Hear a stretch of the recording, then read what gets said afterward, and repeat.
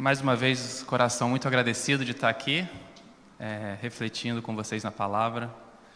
Eu gosto sempre de trazer ao meu coração a lembrança e a certeza de que a gente não está aqui num movimento de homens e de mulheres. A gente está aqui num movimento de pessoas, de amigos, de discípulos do Cristo e do Cristo que está vivo, porque Ele ressuscitou. E Ele disse que estaria conosco até o final dos tempos. Até Ele voltar ou até a gente voltar para Ele. Eu acho importante trazer isso sempre ao meu coração primeiro, porque a tentação que a gente tem de se reunir como ajuntamento é sempre muito grande. E como ritual, como rotina. Porque a gente faz isso, né? Normal no dia a dia. Então, com base nessa lembrança, nessa certeza que a gente tem, que eu creio que todos aqui tenham, eu queria que a gente abrisse a Bíblia lá em João, no capítulo 15, a gente vai ler dos versículos 1 ao 17. A gente está dando sequência aqui, não sei se você está acompanhando essa série da Plena, é uma série das palavras de Jesus a respeito de quem Ele é. Foi nomeada essa série de Eu Sou. Então, o Roberto já pregou aqui, eu sou o pão da vida, se eu não me engano, já pregou também, eu sou a luz do mundo. E tem outras falas de Jesus a respeito do eu sou. Tem Ele dizendo que Ele é o próprio eu sou o que sou. Tem Ele dizendo que eu sou a ressurreição e a vida, ninguém vem ao Pai senão por mim. E hoje nós vamos falar de Jesus falando que Ele é a videira verdadeira. Esse texto está lá em João 15, do 1 ao 17. Todas essas palavras de Jesus, do eu sou, se você não é convertido, não é cristão ainda, não é amigo de Jesus ainda, não é discípulo do Cristo, a conclusão que você vai chegar é ou que Ele é Deus e que você precisa se tornar amigo dEle, ou que Jesus é um louco. E aí você desconsidera tudo que Ele falou a respeito dEle. Eu sou o pão da vida, eu sou a luz do mundo, eu sou a ressurreição e a vida, eu sou a única videira verdadeira, ninguém veio ao Pai senão por mim. Ou você considera isso sendo verdade, ou você considera que Jesus na verdade é só um louco que proferiu palavras extremamente extravagantes a respeito de si mesmo e não tem valor nenhum. Vamos ler lá, João 15, do 1 ao 17. Eu sou a videira verdadeira e meu Pai é o agricultor. Todo ramo que estando em mim não dá fruto, Ele corta, e todo que dá fruto Ele poda, para que dê mais fruto ainda. Vocês já estão limpos pela palavra que eu lhes tenho falado. Permaneçam em mim e eu permanecerei em vocês.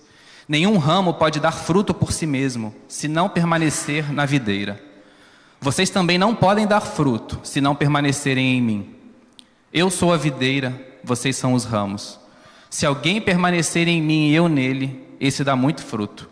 Pois sem mim, vocês não podem fazer coisa alguma. Se alguém não permanecer em mim, será como o ramo que é jogado fora e seca. Tais ramos são apanhados, lançados ao fogo e queimados. Se vocês permanecerem em mim e as minhas palavras permanecerem em vocês, pedirão o que quiserem e lhes será concedido. Meu Pai é glorificado pelo fato de vocês darem muito fruto, e assim serão meus discípulos. Como o Pai me amou, assim eu os amei. Permaneçam no meu amor. Se vocês obedecerem aos meus mandamentos, permanecerão no meu amor, assim como eu tenho obedecido aos mandamentos de meu Pai, e em seu amor permaneço. Tenho-lhes dito essas palavras, para que a minha alegria esteja em vocês, e a alegria de vocês seja completa. O meu mandamento é este: amem-se uns aos outros, como eu os amei. Ninguém tem amor maior do que aquele que dá a sua vida pelos seus amigos. Vocês serão meus amigos, se fizerem o que lhes ordeno. Já não os chamo servos, porque o servo não sabe o que o seu senhor faz. Em vez disso, eu os tenho chamado amigos, porque tudo o que eu ouvi de meu Pai, eu lhes tornei conhecido. Vocês não me escolheram, mas eu os escolhi para irem e darem fruto, fruto que permaneça, a fim de que o Pai lhes conceda o que pedirem em meu nome. Este é o meu mandamento: amem-se uns aos outros. Amém. Vamos orar? Pai amado, obrigado por essa palavra que foi proferida pelas próprias bocas de Jesus, pelos próprios lábios de Jesus. Palavras profundas, palavras verdadeiras, palavras que enchem nossa alma de ânimo, de esperança, da certeza do porvir. E a gente te pede, Pai, que o Teu Filho que está aqui entre nós agora, por meio do Seu Espírito, flua nos nossos corações e aqueça os nossos corações com a tua presença. Em nome de Jesus. Amém. Gente, Jesus está aqui numa das últimas conversas que ele está tendo com os discípulos dele. Ele já está no final da jornada pública do ministério dele. Ele já entrou no cenáculo, que é uma espécie de uma sala de jantar, né, onde ele teve a última ceia. Judas já tinha se despedido nesse cenário. E ele está continuando conversas, uma das suas últimas, com os discípulos. Era a última Páscoa que Jesus estava celebrando com os discípulos. E eu não sei se vocês já tiveram a oportunidade de ver uma videira, uma parreira, a gente chama mais de parreira, né? Uma parreira de uvas, assim. Vocês já tiveram oportunidade de conhecer, de visitar? É uma coisa muito bela, né? Porque tem o parreiral, as hastes suspensas, os ramos indo verticalmente, se entremeando uns aos outros. E eu visitei um parreiral uma vez, uma videira, em época de colheita. A gente foi lá, pegou a uva do cacho. Não sei se vocês já tiveram, se não tiveram essa oportunidade, busquem ter, que é muito, muito bonito, é muito interessante, além de você saborear uma uva gostosa. Jesus está usando aqui a imagem da videira, aquela videira cheia de uva, cheia de cachos de uva. Uvas vistosas, uvas bonitas de se ver. Que era um cenário muito comum de acontecer naquela época. As pessoas visualizaram o que Jesus está dizendo. Mas mais do que visualizar uma parreira, uma videira, Jesus está fazendo os seus discípulos visualizarem uma retrospectiva da história do povo. Por que eu estou dizendo isso? Porque Israel, no Antigo Testamento, foi sempre chamado de videira. A nação de Israel era chamada de videira de Deus. Você encontra isso em diversos profetas, Ezequiel, Jeremias, Isaías. A gente não vai ter tempo de abrir aqui hoje para ler esses versículos, mas quando Jesus faz menção e traz a memória do povo, a imagem da videira, o que ele está fazendo é falando assim: olha, o que vocês conheciam como videira, que era a nação de Israel, por onde Deus prometeu lá em Abraão o Messias que haveria de vir para salvar a humanidade e abençoar todas as famílias da terra, essa videira não deu os frutos que deveria dar. Porque ela não teve em Deus o seu único e verdadeiro Salvador. A gente vê nos profetas, se você pegar Jeremias, Isaías, Ezequiel, você vai ver o tempo todo os profetas advertindo a videira, falar assim: ó, os seus ramos secaram, os seus ramos estão secos. Por quê? Por conta da idolatria, da imoralidade. E aqui, nesse contexto, é que Deus traz a memória do povo e diz: olha só, eu sou a videira verdadeira. Em mim é que as pessoas têm vida. Ao falar isso, Jesus está proferindo uma espécie de um juízo contra a nação de Israel e falando: olha, aquilo que existia lá no Antigo Testamento, eu sou o cumprimento disso. E eu sou a videira verdadeira, porque eu sou a realização plena da vontade do Pai na vida de vocês. Eu sou a plenitude da nação de Israel. É em mim que a nação de Israel se completa. E é em mim que todas as famílias da terra serão abençoadas. Porque eu sou a videira verdadeira. E vocês, os meus discípulos, vocês, se permanecerem em mim e eu em vocês, vocês vão dar muito fruto. Esse é o contexto do que a gente está lendo aqui. Parece autoevidente, né? Eu basicamente repeti o que Jesus falou. Mas tentando aprofundar um pouquinho mais, a primeira aplicação que eu queria fazer aqui nessa manhã, para a gente refletir, ela também é autoevidente, mas é bom a gente lembrar que Jesus, ele é a fonte de vida de todas as coisas. Eu acho esse trecho que Jesus falou muito forte, mas um trecho em específico, ele mexe mais comigo do que os outros. Quando ele diz que sem mim, vocês não podem fazer coisa alguma. Gente, se a gente levasse essa frase de Jesus ao pé da letra e levar a sério, eu não consigo levantar da cama que eu levantei hoje se Jesus não estiver me sustentando. Eu não consigo segurar esse microfone se Jesus não estiver me sustentando. Eu não consigo respirar se Jesus não estiver me sustentando. Em algum momento da caminhada, a gente perde essa convicção, essa certeza de que a gente precisa de vida, da fonte da vida para ter vida. A gente, quando é criança, acho que a gente não, né? A gente tem isso mais inato na gente. A gente sabe que a gente depende de um pai, de uma mãe ou de uma avó, de um cuidador para cuidar da gente, sem o qual a gente não é nada. Tem medo no escuro, você chama essa pessoa, porque ela é o seu amparo, ela é o seu cuidado, ela é o seu abrigo. Mas em algum momento da caminhada, quando a gente cresce e amadurece, a gente se sente independente. E aí é bom a gente lembrar de palavras que são, né, conhecidas da gente. Mas é bom a gente lembrar de verdades que a gente às vezes se esquece. Que Jesus é a fonte da vida. Nele reside a plenitude da vida.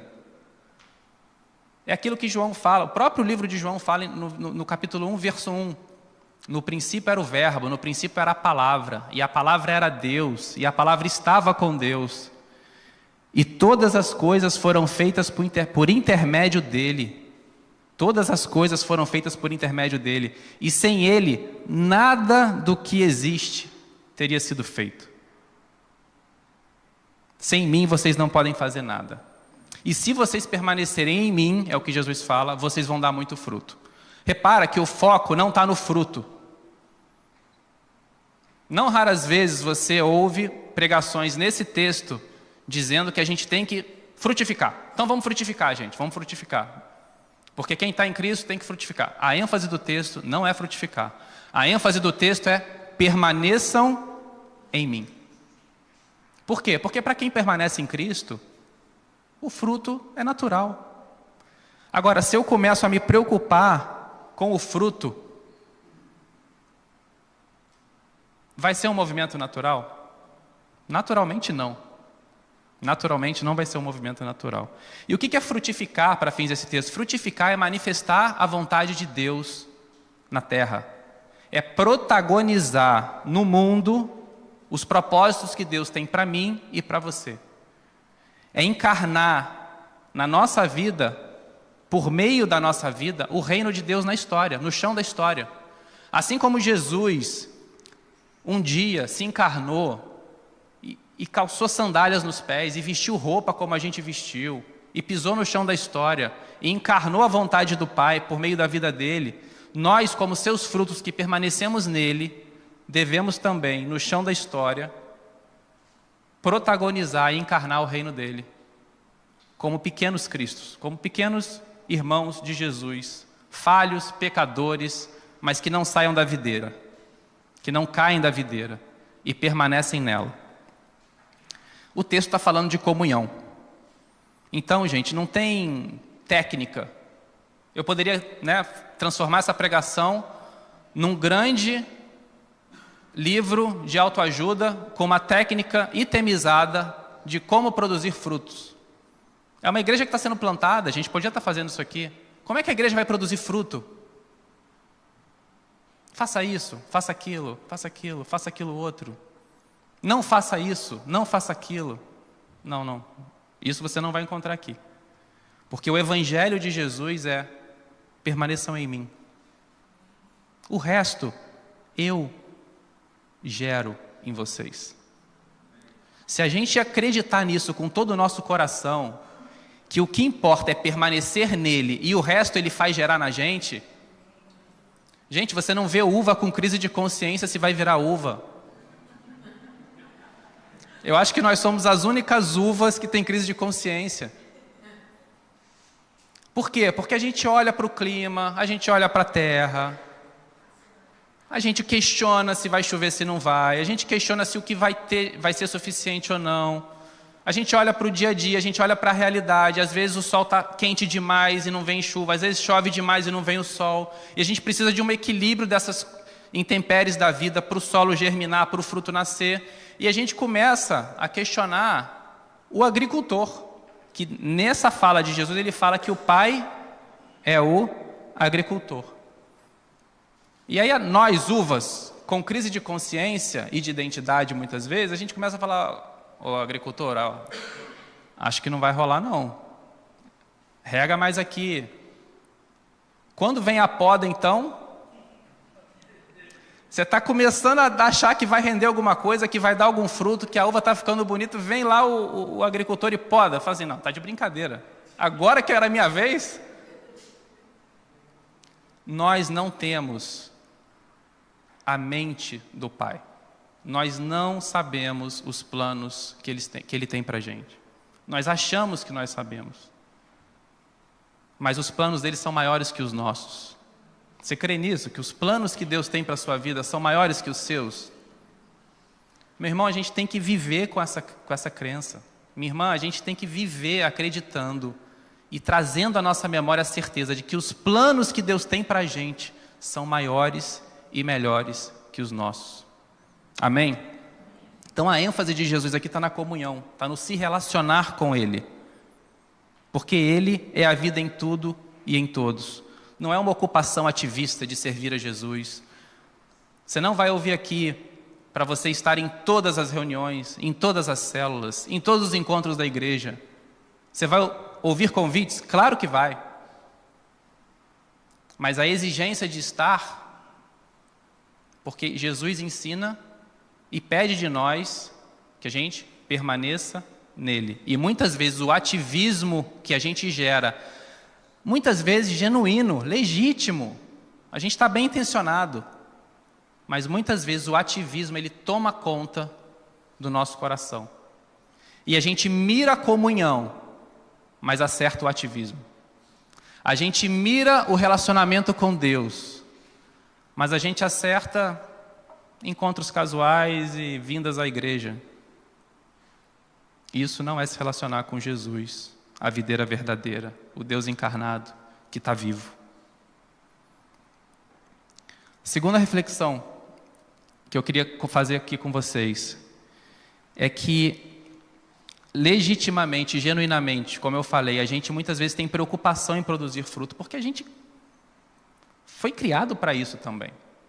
Jesus nessa fala, diz que os nossos frutos glorificam o Pai.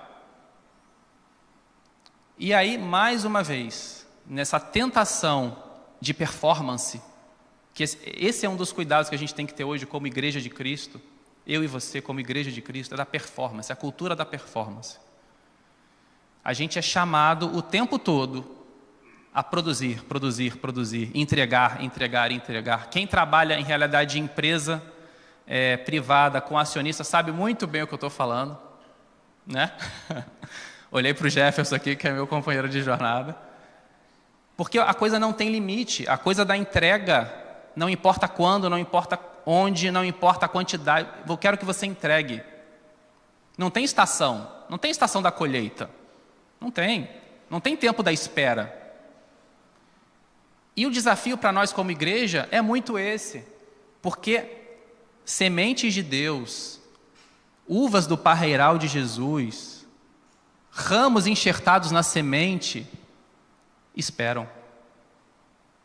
Tem tempo da colheita e tem tempo da espera.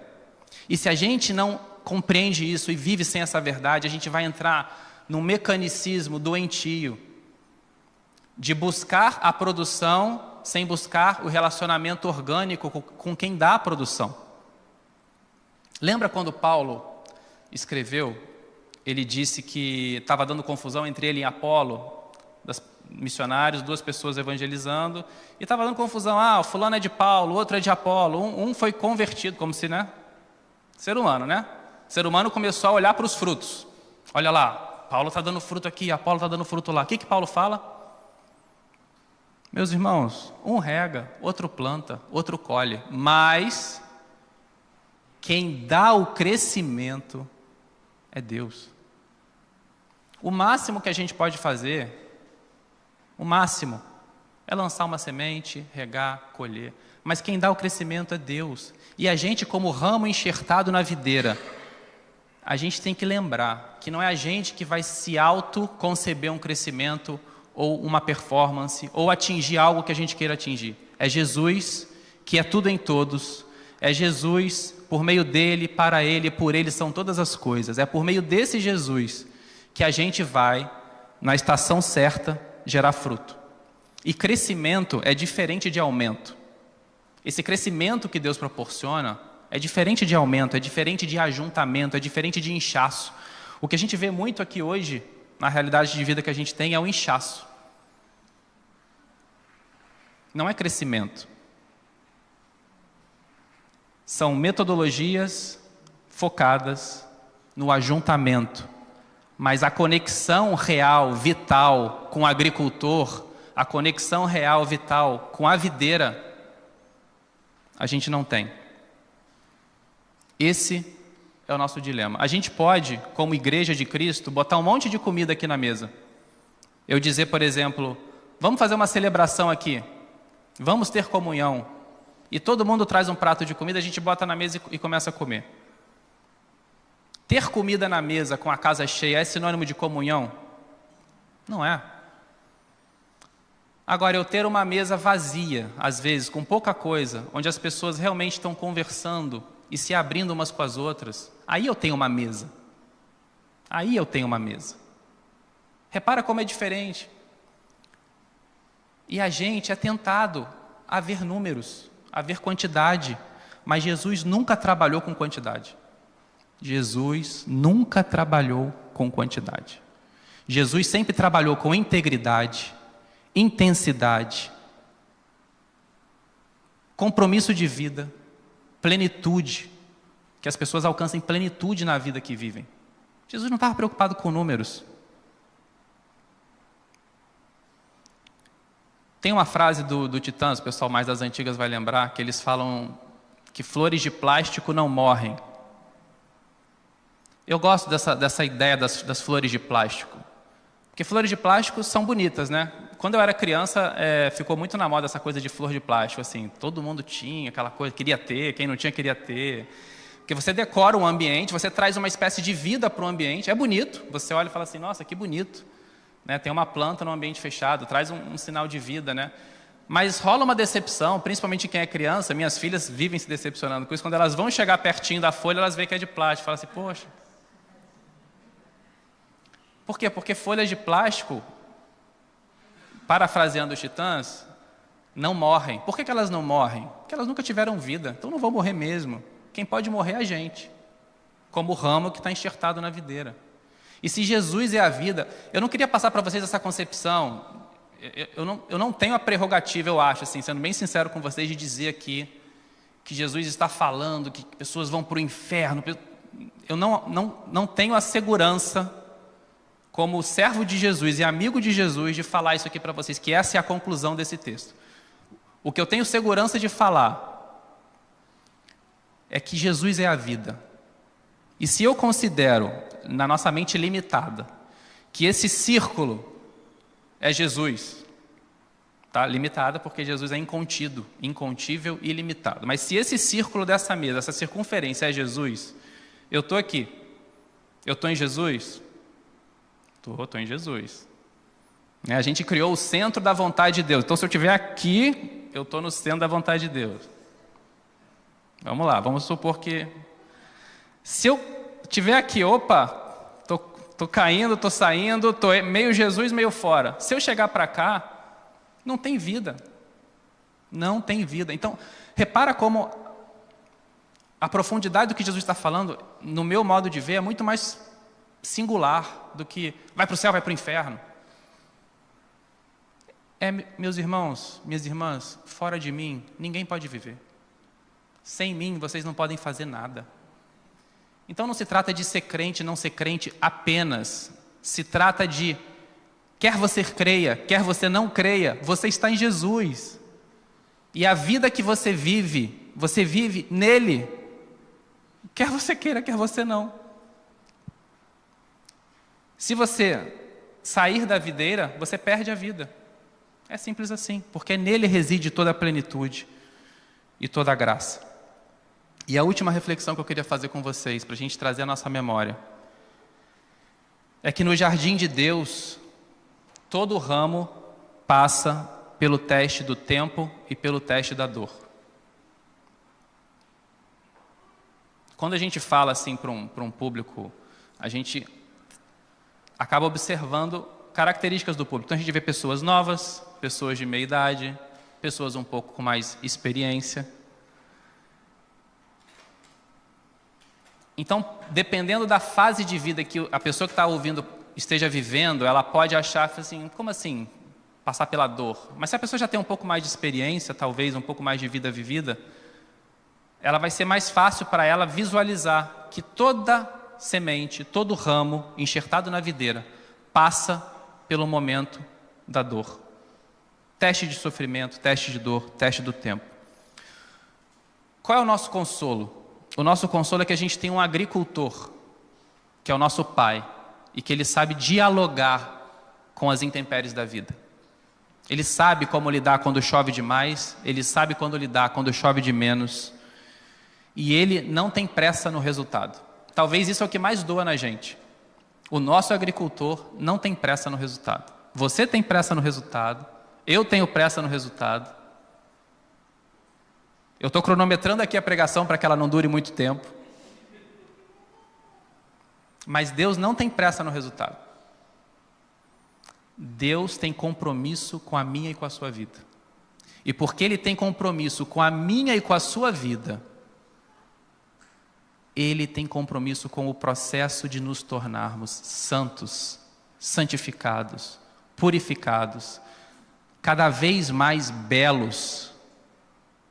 Porque nós não somos belos por nós mesmos, nós somos belos porque nós fomos amados primeiro.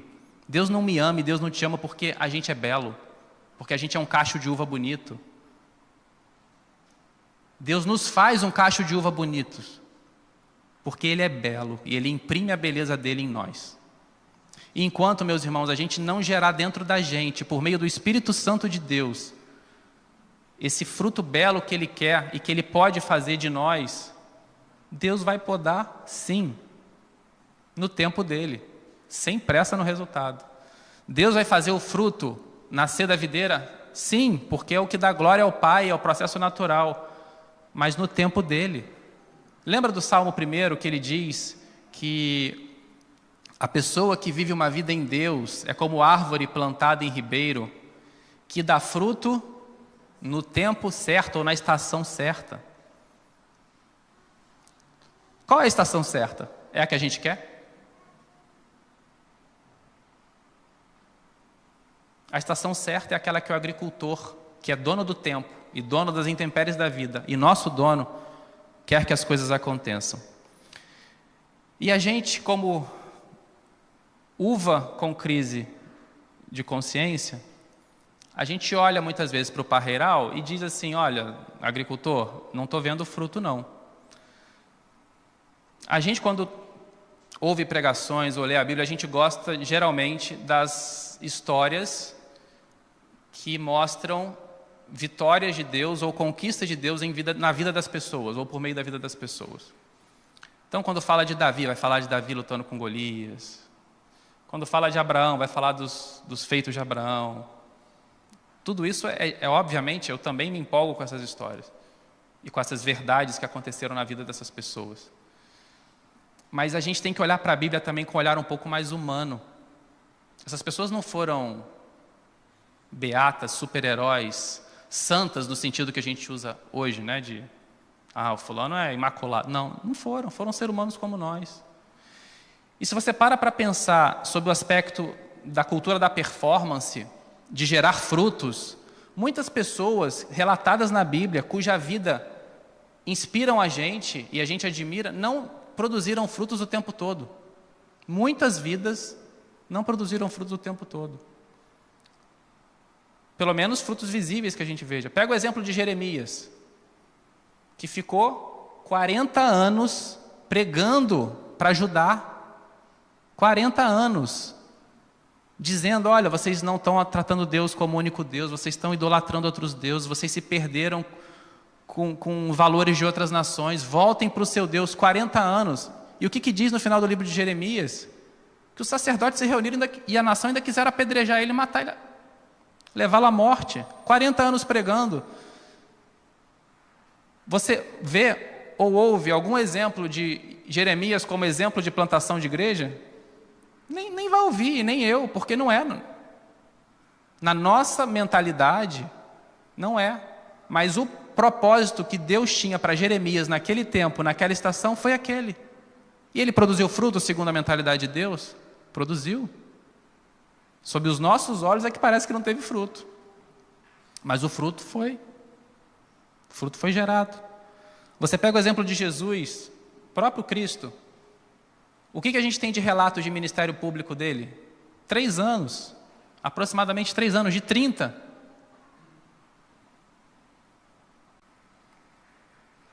Moisés, 80 anos. A gente acha que está no final da vida, né? Quando Moisés tinha 80 anos, que a vida dele de comunhão com Deus e de profundidade dos frutos gerados começou a florescer. Por que eu e você, a gente estabelece tempos e movimentos para o agricultor? Uva, semente, não tem essa prerrogativa. A gente não pode dizer para Deus o que fazer, quando fazer, como fazer. E para concluir, meus irmãos, a videira ela tem uma característica interessante, que é o período da dormência. Tem um período que chamam de dormência, que é como se fosse um estado de repouso da videira. Que ela como se o metabolismo da videira diminuísse.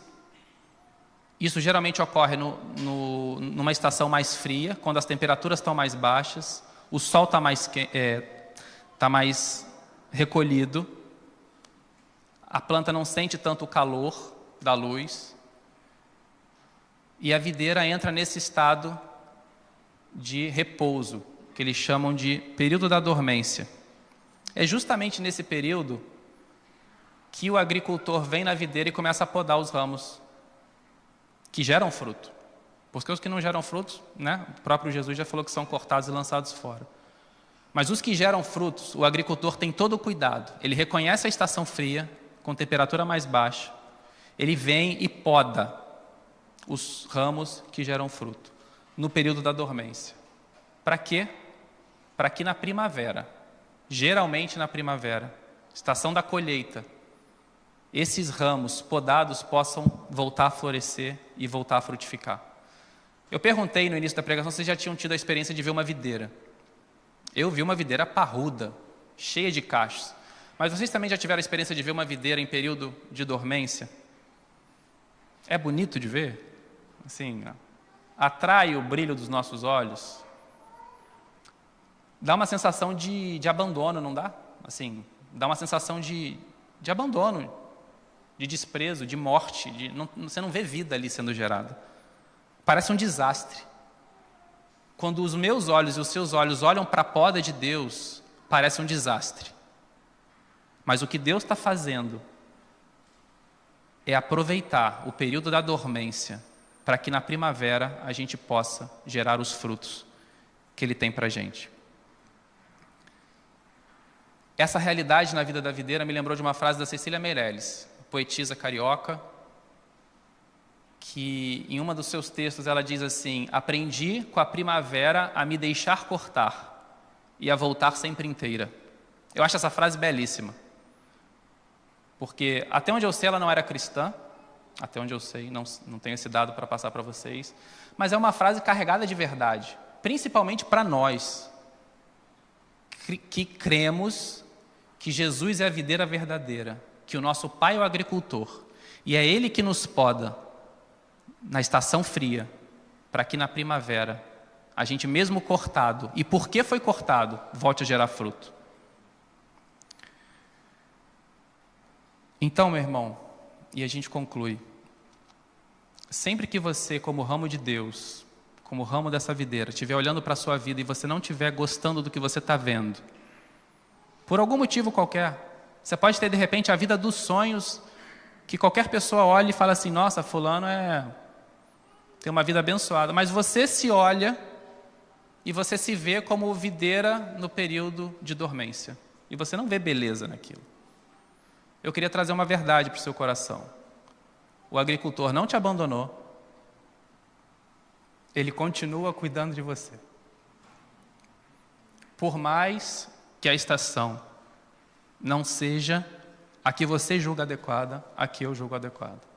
Sempre que você olhar para a sua vida enquanto videira e você não vira os frutos que você gostaria que estivesse vendo, lembre-se que Deus está produzindo em você o caráter de Cristo.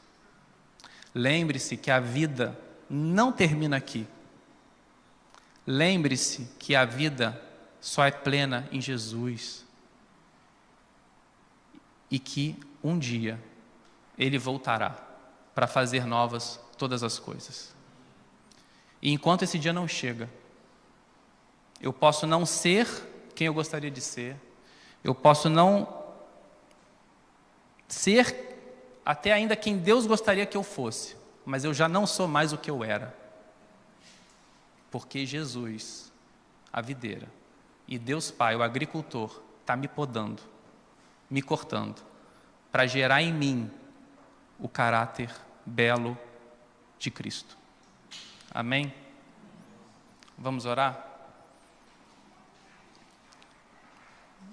Pai amado, obrigado porque Tu és um Deus que cuida da gente.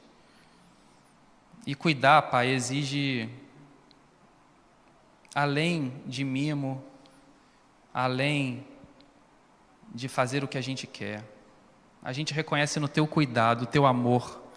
E quem ama muitas vezes, Pai, disciplina. Quem ama poda. Quem ama corta quando tem que cortar. Mas, Pai, obrigado porque o Senhor nos corta e nos poda para nos fazer ainda mais enxertados em Ti, para nos fazer ainda mais ligados a Ti. O Senhor não nos corta, Pai, para que a gente simplesmente pereça. O Senhor nos cura para nos ferir, Pai amado, não para nos ferir. O Senhor nos fere para nos curar. Então eu Te agradeço por isso, porque a faca que corta o nosso ramo, Pai, a Tua faca, quando vem na nossa pele, a gente sabe que quem está segurando essa faca é o nosso Pai, o agricultor, que está cuidando da gente, para que na estação certa a gente produza fruto. Em nome de Jesus, para os irmãos e para as irmãs que estão desesperançados hoje, eu venho Te pedir, para a honra e glória do Seu nome, que o Senhor dê a certeza no coração deles, de que eles continuam sendo cuidados por Ti. Não deixe os Teus filhos esmorecerem, não deixe os Teus filhos fraquejarem. Nutre no coração, Pai, dos Teus filhos e filhas, que assim se sentem, que o Senhor continua com eles na palma da Tua mão. Em nome de Jesus, não deixe a gente enquanto igreja, Pai, cair na tentação de só produzir. Ajuda a gente a ter comunhão contigo, a se relacionar contigo. Ajuda a gente a conversar contigo, a orar, a ler a Bíblia. Ajuda a gente a permanecer em Ti, Pai, porque a gente é tão carente, a gente é tão sedento e a gente é tão insuficiente que a gente precisa de Ti para ficar contigo e para permanecer em Ti. Cuida, Pai, de cada vida aqui. O Senhor sabe dos dilemas do coração, o Senhor sabe da fase de vida em que cada um está. E a gente vem Te pedir que o Senhor, como agricultor, e Jesus, como videira, possam fazer brotar em nós os frutos mais belos, que glorifiquem o Pai e nos tragam alegria no tempo certo. Em nome de Jesus, nos dá paciência para esperar, e enquanto a gente espera, faz a gente lembrar que é em Ti que a gente se realiza e não nos frutos que a gente gera. Em nome de Jesus. Amém.